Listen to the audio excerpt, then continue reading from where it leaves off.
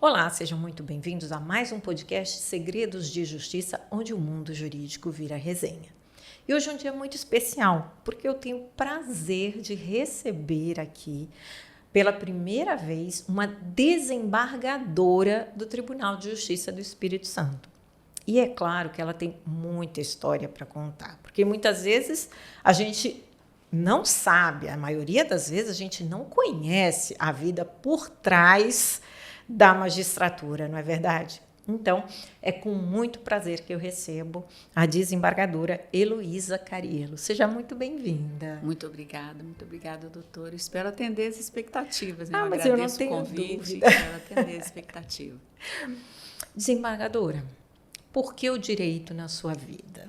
O direito sempre fez parte da minha vida. Né? Meu pai, muito em razão do meu pai era procurador do Estado. Eu assim, vivi muito, com muita intensidade o dia a dia do meu pai. Ele era procurador do DR, depois passou num concurso dificílimo, que só 3 passaram na época, o doutor Gesandro, ele em segundo e Gladys Bitran. Então, assim, eu acompanhei muito essa vivência do meu pai no direito. Aí, lá de casa, inicialmente só eu, né, quis fazer vestibular para o direito, passei na UFES e, desde a faculdade, ao contrário do meu pai, eu me apaixonei pela magistratura. Então, assim, tem a ver com ele, mas não exatamente seguir os passos dele inicialmente. Né? Depois, quando ele se aposentou como procurador, anos mais tarde, acho que 2 concursos antes do meu, ele fez concurso para a magistratura, já aposentado como procurador, e passou e depois aposentou novamente em razão de problemas de saúde, já como magistrado também. Mas é muito engraçado, eu acho que depois ele se contagiou pela minha paixão pela magistratura. Mas eu sempre, desde a faculdade, eu nunca pensei em outra coisa a não ser a magistratura. Olha que legal. Mas ele chegou a ser colega de magistratura? Sim, sim, eu cheguei, inclusive, a substituí-lo naquela época, não havia problema. Em algumas comarcas, quando ele saía de férias, não existia essa questão que, né, ele saía, eu ia para lá e substituía. Eu me lembro que ele foi juiz de Domingos Martins, aí depois eu substituí lá. Quais foram as primeiras comarcas que a doutora... Afonso Cláudio, eu fui também de São Gabriel da Palha, depois Aracruz. Eu acabei tendo, assim, na época existiam muitas vagas, então a nossa promoção para entrância especial na época, para substituta da capital que existia, né? E depois para entrância especial foi muito rápida. Então eu acabei chegando, todo o meu grupo de colegas daquele concurso em específico, nós chegamos... fomos promovidos com rapidez para a Vitória. Então, eu não fiquei muito tempo no interior, não. Tive as minhas experiências, fiquei, mas não tanto tempo como... Hoje é diferente. Hoje, a promoção para a capital, ela demora bem mais. Mas, na nossa época, assim, sobrava vaga. Agora, não. Hoje já é bem, bem diferente. Né? Mas hoje ainda há preferência de vir para a capital? Ou muita sim. gente que gosta de ficar no interior? Tem um perfil de magistrado hoje em dia que faz essa opção. Gosta de ficar no interior. E nós temos vários colegas que foram promovidos para determinadas comarcas de escolha deles, né, de preferência, e nunca quiseram ir para a capital. Isso é muito bacana. Isso é bacana. Criaram laços. A gente tem que ter um pouco de cuidado também em relação a isso, sabe, Carla? Porque o juiz ele precisa estar na comarca quando ele quer, principalmente no interior. Ele precisa estar na comarca, criar os vínculos essenciais, mas não extrapolar esse vínculo. Sim. Precisa manter uma certa, vamos dizer assim, uma certa distância, para que isso não seja confundido muitas vezes com muita camaradagem. Isso é meio complicado. Então, assim, o juiz que permanece no interior durante muito tempo, porque a vida no interior é diferente, né, da capital, ele precisa se cercar de muito cuidado. Nós já tivemos alguns colegas que, inclusive, que tiveram problemas relacionados a isso, e a gente sempre faz muito esse alerta, né, esse cuidado a mais por parte daqueles colegas que estão no interior e que fazem essa opção. Tem que haver um cuidado redobrado aí. Eu imagino, e dependendo do tamanho da comarca, principalmente, Exatamente. ele tem que viver, claro. A vida em comunidade, mas Sim, manter uma distância. se manter reservado também, Exatamente. a ponto até mesmo de não torná-lo impedido, muitas Então, vezes, né? exatamente, esse é o grande problema. O juiz, por si só, ele tem que ter essa característica, ser reservado. Eu, na minha convicção, não, assim, eu não consigo conceber de outra forma. Acho que o juiz precisa, quando a gente ingressa na magistratura, esse é um dos, vamos dizer assim, um dos ônus da magistratura. Eu acho que a vida da gente se transforma completamente. E é preciso que se transforme mesmo. A gente precisa ter um pouco mais de reserva, porque as pessoas muitas vezes confundem a sua convivência em comunidade com um vínculo mais aprofundado, e aí a coisa começa a desandar um pouco. Então, eu acho que todo e qualquer juiz, seja no interior como na capital, no interior talvez um pouco mais, em razão da proximidade, mas ele precisa ter esse traço assim de pessoa reservada, de um pouco distante, assim. Isso é essencial. Além desse desafio, quais outros desafios que a desembargadora enfrentou logo que foi para essas comarcas de interior, logo que assumiu a magistratura? Eu acho que a principal delas é a questão da distância, né, que a gente acaba tendo que vivenciar da família. Eu me recordo que eu fiquei um período no interior, em Aracruz. Eu tenho 2 filhos, né? Tenho o Gustavinho e a Karina. E o meu primeiro filho era uma criança especial. Ele nasceu com síndrome de Down. Eu gosto muito de falar do meu filho, que é uma coisa assim, é uma parte muito importante da nossa vida. Ele nasceu com síndrome de Down, eu já era magistrada, e aos 8 meses ele começou a desenvolver uma outra síndrome e ele era um bebê. Aos 24 anos, ele era um bebê de 8 meses de idade. Logo em seguida, eu tive a minha filha, que nasceu sem nenhum problema de saúde, hoje ela é médica. Mas o meu principal desafio era exatamente eles eram muito próximos, eu quis ter os dois muito próximos, para que ela, inclusive, pudesse ajudá-la na questão do desenvolvimento. Isso aí acabou acontecendo de uma certa forma, mas ficou prejudicado em razão do estado grave de saúde dele, tanto que ele veio a falecer, esse ano faz 5 anos que ele faleceu. E aí eu tinha muita preocupação, eu não podia levá-los para ficar comigo, nesse período que eu fiquei, principalmente em Aracruz, mas eu ficava muito dividida, porque tudo deles era concentrado aqui. Eu sempre fui uma pessoa muito centralizadora das coisas da minha casa, eu sempre tomei a frente de tudo. Até hoje falo que meu marido é um anjo, porque ele me deixa realmente fazer muito isso, né?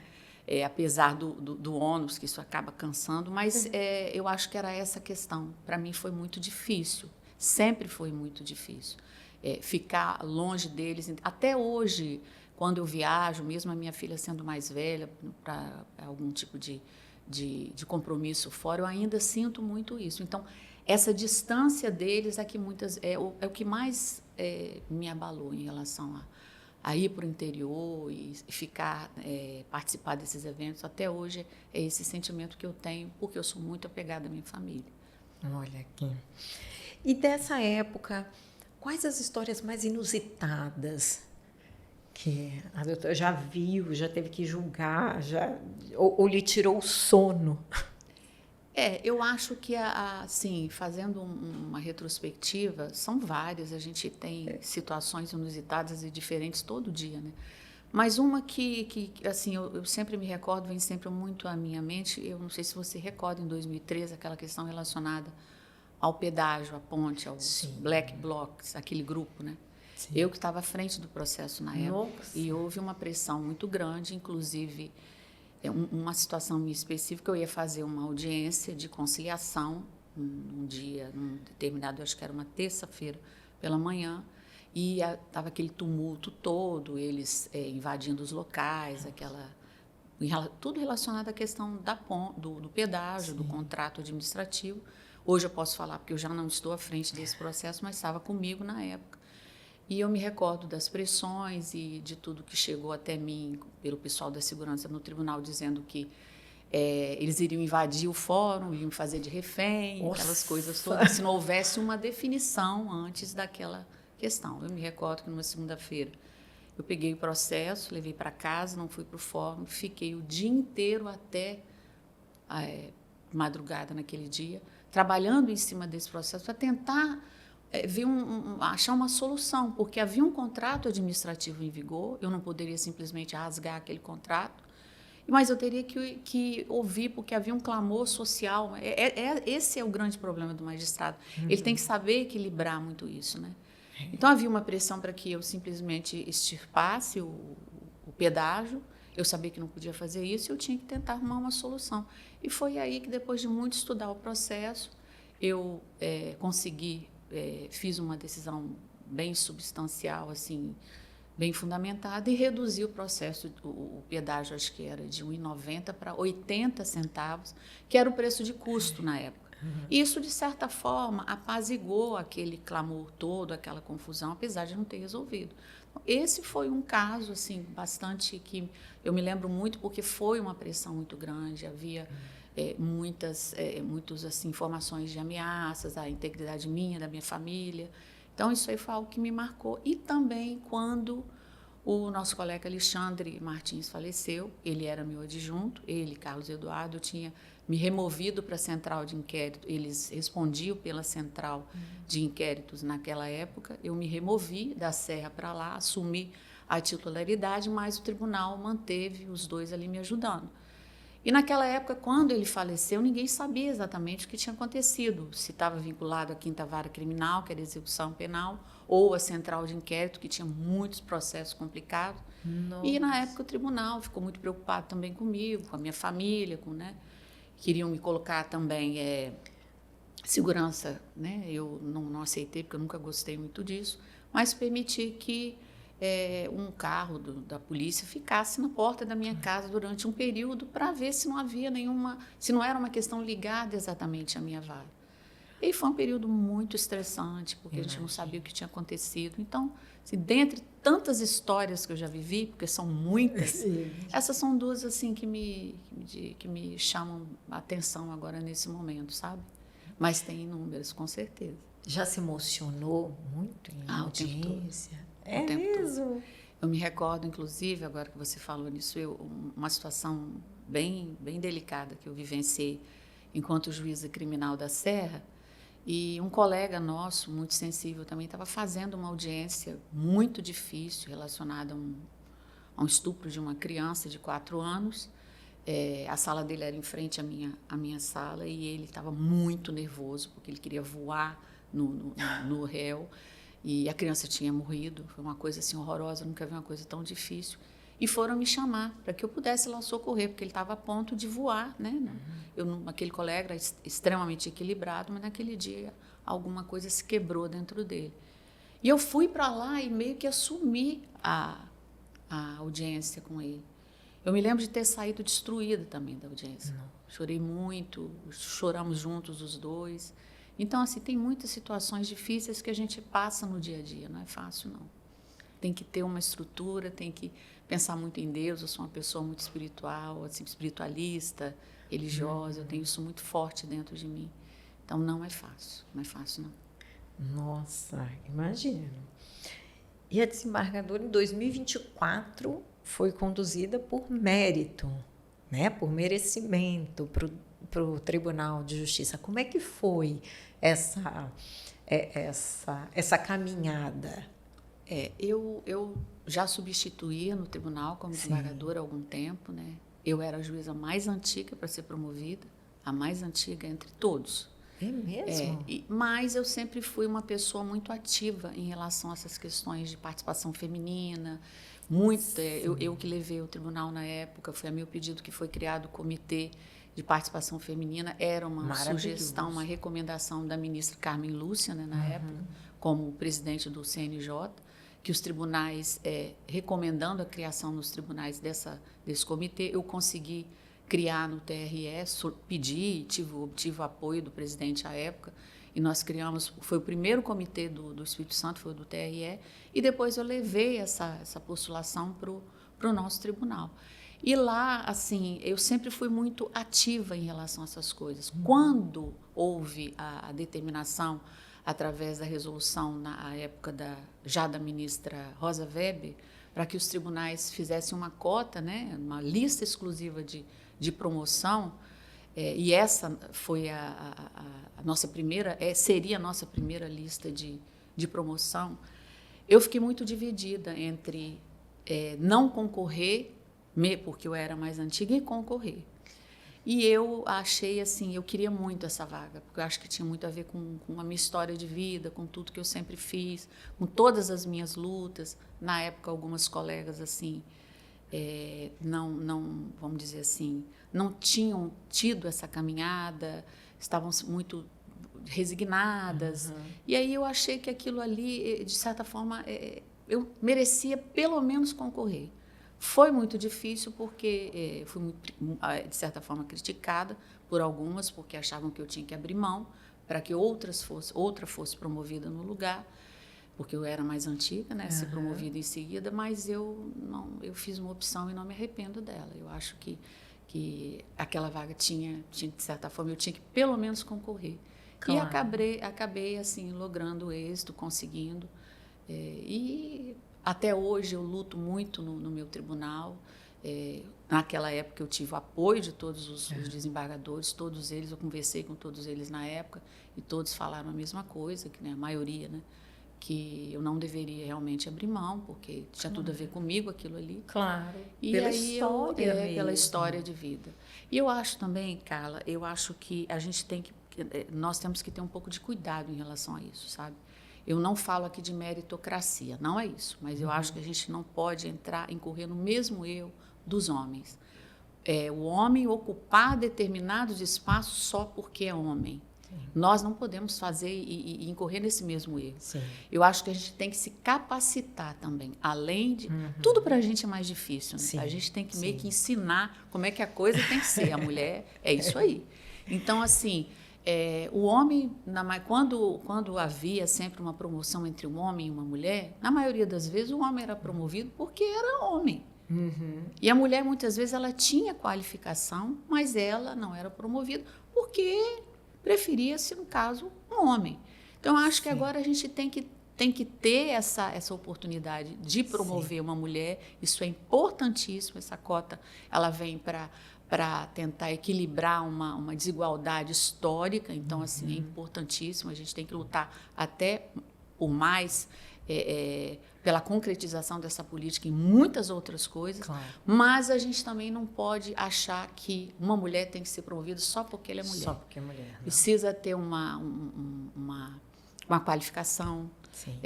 A gente precisa... a mulher não pode se acomodar. Ela tem que também se especializar, entrar em várias atividades e fomentar essas políticas em cada um em seu local. Então, eu acho que eu fiz a opção certa. Eu não me arrependo, em hipótese alguma, não me arrependo. Não, com certeza fez. E como é que é a sua história com o TRE? A desembargadora já falou que é apaixonada pelo TRE. Eu sou apaixonada pela Justiça Eleitoral, pelo TRE. Eu fiquei 3 anos e 6 meses como suplente, e naquela época, o suplente praticamente era uma tradição assumir a titularidade. Mas eu saí para assumir a assessoria da presidência à época, do desembargador Sérgio Bisotto. Eu e o meu colega, que também era suplente à época, ambos nós assumimos a assessoria do desembargador Bisotto, e eu interrompi essa substituição e acabei não indo para o tribunal. E o colega que foi, os colegas que foram, ficaram 4 anos, e em seguida, quando acabou o mandato dos dois, eu falei, não, agora é a minha vez, eu preciso retornar ao tribunal. Eu era apaixonada, sempre fui apaixonada. E fui, lutei, fiz todo o meu trabalho, e fiquei no tribunal 4 anos como titular. É um local maravilhoso. A gente mexe com os direitos básicos, né, relacionados à liberdade de voto, de escolha. Ali também eu pude fazer um trabalho muito específico relacionado à questão da cota, né, das mulheres, e havia muito a fraude à cota, né, nas campanhas. E muitas vezes eu fui voto vencido ali, reconhecendo a fraude e cassando o mandato. e fui voto vencido, mas o TSE, na época, acabou reformando as decisões com base no meu voto e em quem me acompanhou, com base no voto de quem me acompanhou na época. Eu acho que aquilo ali, assim, a gente tem a possibilidade de fazer a diferença na sociedade ali no TRE, bastante. Ali a sensação é de estar próximo mesmo à democracia, da sociedade. É a democracia na sua melhor essência, né? Ali você realmente consegue trabalhar com todas as questões ligadas, né, e periféricas à concretização da democracia mesmo. Ali a gente consegue. E quais as histórias mais inusitadas dali que já vivenciou? Tem várias. Eu acho que as que mais me marcaram foram exatamente essas, relacionadas à fraude à cota de gênero nas eleições, né? Isso aí foram coisas assim, eu vi coisas absurdas. E muitas vezes a utilização da força feminina de forma consentida mesmo. A mulher, ela consentia com aquela fraude, né? Então, aquilo ali me marcou muito, me deixou muito triste. Eu percebi uma falta de conscientização e de educação mesmo, política das mulheres naquela época. Isso foi uma coisa que me chamou muita atenção. Fora as questões relacionadas às candidaturas, o ser humano ele é muito criativo, né? Então, assim, tem coisas bem interessantes ali. O desembargador Júlio esteve aqui contando que ele já saiu de caminhão de madrugada para olhar propaganda eleitoral. Já aconteceu isso? Não, na minha época não. Mas sempre fica com os olhos muito atentos. O tempo todo. Eu fui também juíza da propaganda eleitoral, a gente fazia essas visitas, mas não necessariamente em caminhões. Eu acho que o Júlio, ele é de uma época um pouco mais antiga que a minha, né? Ele realmente ficou bem, ele foi titular lá há mais tempo que eu. Acho que quando eu assumi o TRE, ele já tinha saído há uns 8 ou 10 anos. Nossa, bastante tempo. Bastante tempo. Então, assim, foi muito interessante. Desembargadora, qual a grande diferença entre ser uma magistrada e uma desembargadora? Olha, eu acho que no tribunal a gente acaba tendo acesso a toda sorte de ações, né? Por exemplo, na área civil. Eu, como fui juíza de vara de fazenda durante muitos anos, então eu estava restrita àquelas questões ali da vara de fazenda. Como desembargadora de uma Câmara Civil, eu acabo olhando tudo. E também tem a questão da responsabilidade pelas deliberações administrativas. Ali a gente acabam compartilhando, né, a presidência compartilha com os desembargadores as decisões sobre as questões principais que envolvem a magistratura, as questões funcionais, as questões administrativas, e isso é uma responsabilidade muito grande. Muito grande. Sim. Então, eu acho que basicamente é isso. As pessoas falam que ali é um privilégio estar ali, não deixa de ser, porque é um reconhecimento, é o auge da sua carreira, você acaba chegando ao tribunal, é uma estrutura melhor, com certeza, até porque a gente atua e aprecia processos do Estado inteiro, né? Então, o volume de trabalho é absurdo, é muito grande, mas tem esse lado aí de você também ter essa responsabilidade nessas questões administrativas. O lado também que eu acho um pouco mais difícil é que você acaba se afastando um pouco da judicatura de primeiro grau. Eu acho que eu nem tanto, porque o meu esposo é juiz de primeiro grau, então eu ainda vivo muito as dificuldades dele como juiz de primeiro grau, porque não é fácil. O juiz de primeiro grau, ele enfrenta dificuldades e precariedades que a gente no tribunal não tem tanto assim, né? Até porque nós somos em número mais reduzido ali. Então, a possibilidade de atendimento das demandas é maior, porque o número é mais reduzido. Mas o juiz de primeiro grau, ele sofre bastante. Imagina. Desembargadora, agora é uma curiosidade. Qual é o maior desafio mesmo numa sessão com sustentações orais?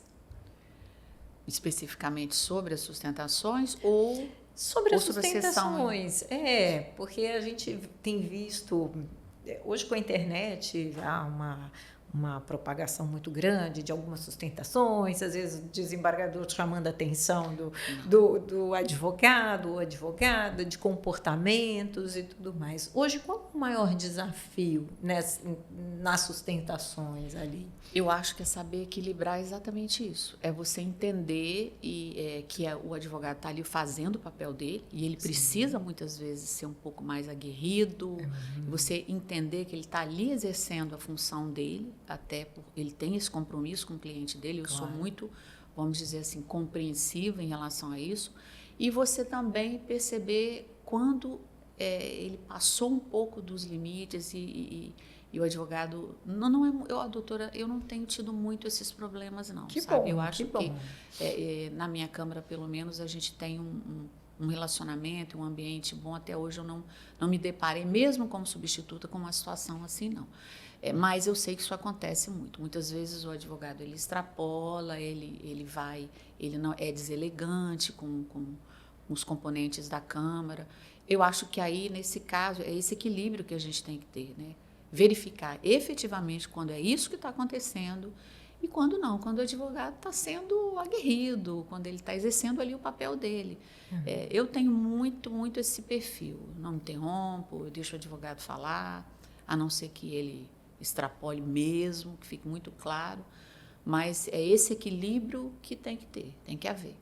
Nas sustentações orais, eu acho que o advogado tem esse direito, ele precisa falar, ele precisa muitas vezes criticar também a decisão do magistrado, contanto que ele faça isso com critério, com equilíbrio. Eu acho que ele está no papel dele. Que bacana. Não concordo com aquelas posturas de interromper, de partir para o embate, não, doutora. Eu acho que não é por aí. Desembargadora, para quem não entende muito bem, como é que é essa rotina de uma desembargadora? Não é fácil, não é nada fácil. Eu sou apaixonada pelo que eu faço, apaixonada, não faria nada diferente, nem seguiria outra profissão, mas não é fácil. Eu trabalho todos os dias pela manhã, praticamente todos os dias. Alguns dias eu fico em casa porque eu também tenho que, senão vou ser deserdada, né? Eu tenho que dar atenção ao meu marido, à minha filha, mas eu trabalho sempre pela manhã, eu sempre que eu posso, na maioria, acho que umas 3 vezes por semana eu chego cedo. Saio tarde, trabalho à noite. Então, assim, tanto eu como meu marido, né? Meu marido também tem essa rotina. Mas não é uma coisa simples. A gente tem que conciliar a vida, né? A nossa vida profissional, com todas as atribuições e todas as responsabilidades que se avolumam e crescem quando a gente ascende ao tribunal, e com a vida como mulher, como mãe de família, porque principalmente com uma pessoa como eu. Como eu falei, eu sou bem centralizadora. Eu não costumo assim, dividir muito, então eu até estou tentando melhorar, porque isso aí acaba complicando mais esse quadro, esse cenário, né? Mas eu acho que é isso. Hoje, o papel da mulher no ambiente profissional ainda é desafiador. Muito, porque nós temos essas duas jornadas. Apesar de eu ter assim algumas pessoas que me auxiliam, né? Sim. Sem elas, inclusive, eu não sei o que seria de mim. Mas é muito difícil. Para a gente é muito difícil, né? O homem não tem muito isso, doutora. Nós sabemos disso. O homem não tem. Na maioria dos meus colegas ali, tem a mulher em casa, que está sempre proporcionando um ambiente estruturado, tranquilo. E, na verdade, ali eu é que faço isso, né? eu é que proporciono, eu sei muito bem disso.